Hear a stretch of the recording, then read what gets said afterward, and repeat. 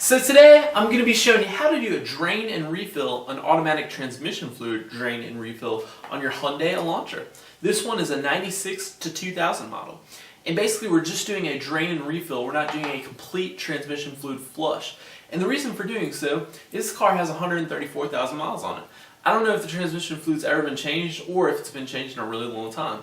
Now, if you have that situation where you've been running a really long time on automatic transmission fluid, sometimes if you completely flush the system and put in all new fluid, your transmission will start slipping. And that's because some of the materials from the automatic transmission clutches is still in that fluid. So when you take all the fluid out and put all new fluid in, you're removing some of the stuff in there that's allowing the transmission to work. So, from what I understand, this is an 8-quart system. What I'm going to show you today will show you how to drain 4 quarts and then put in 4 more quarts. So you're changing about half of the fluid. So you're not necessarily taking all the materials out if you've been using this fluid for a long time. So I know there's a bunch of different varying opinions, and I'm sure I'll get some heated comments and all that sort of thing. So that's always fun. So with all that said, I'll go ahead and show you how to do this drain and refill on your Elantra.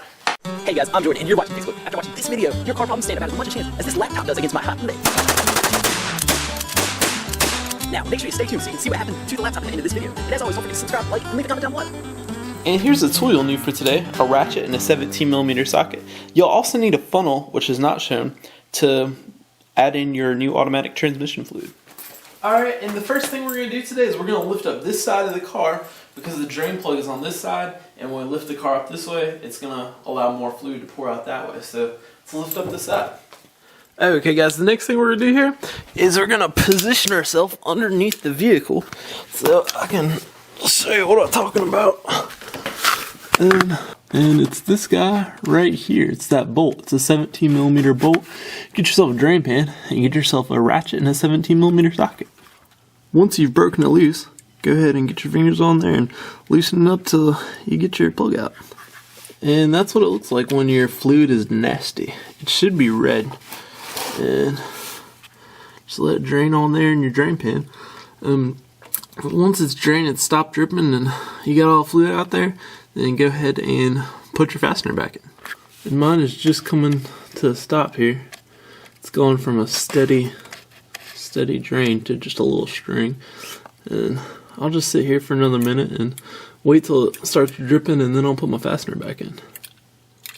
Okay guys, and once it gets to about that point, if you're in a hurry, you can go ahead and put your fastener back in. But I guess the better thing to do to get the most fluid out would be to go ahead and just go off and do something else for about 5 minutes, 10 minutes or so. But I'm going to go ahead and put my fastener back in. Now, take a paper towel, wipe your little drain plug there off, and then get this guy out of your way. And then you can slide back under there and tighten that drain plug up nice and good and tight. And just good and tight's fine, just don't, strip the threads, be somewhat careful. And then we'll reconvene up at the top. Alright guys, the next thing you're going to want to do is go ahead and lower that side of your car. If you were on a ramp, put it in neutral, push it back. If you have a jack, you just lower it, and that'll be fine. And then we're going to come over here, and your transmission fluid stick is right there. And your oil stick's right there. It's the orange one. So then we'll go ahead and pull this guy up and out of our way. Get a towel, wipe them off to the side. And then we're going to put transmission fluid down your little tube there to fill up your transmission. Okay guys, the next thing you're going to want to do here is get you a funnel. And if you're having any transmission fluid problems, this Lucas stop slip, this stuff is good for older transmissions, especially if you're having trouble. And instead of using a funnel, what I did was I just poured all this in there, and you kind of set them down right in there like that. And then once all that got in there, I cut out the top and I used that as my little funnel. Now you can use one of those funnels you can get at your parts store.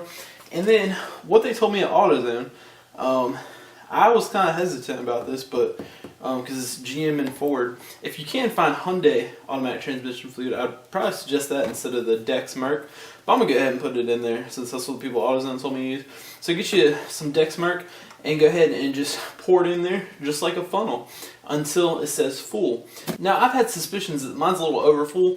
So what I did, the reason I was draining it is because I thought I had overfilled it last time. So I've already put 1 quart in. I'm going to drive it around, heat it up, because in theory there we'd have 5 quarts in it, and it's an 8-quart system. Now in theory there, it should still be working good, and I'm gonna wait till the fluid gets hot, and then I'm gonna pour it in and then check it with the hot level, and that's what you should do as well. So pour maybe a quart or two in after you drain it like that, then get it nice and hot, and then see what the level says on the dipstick. And once it's hot, then you'll check it. And to check the fluid level, all that, it doesn't tell me whether or not the vehicle's supposed to be running. It just says it's supposed to be in neutral while you check it. So I'm assuming it's supposed to be running and in neutral. So give it a try both ways and see what happens. And if your fluid level is too low or it's too high, it can foam. And basically what's happening is air is getting in there and stuff, and it's causing it to slip, whether it's too high or too low. So yeah, just keep that in mind, and like I said, just add until you get out in the right spot here on the dipstick. There's a cold and hot. So that's pretty much it. It's pretty simple. So pretty simple procedure. So that's going to conclude today's project. Thanks for watching, guys, and I'll see you next time.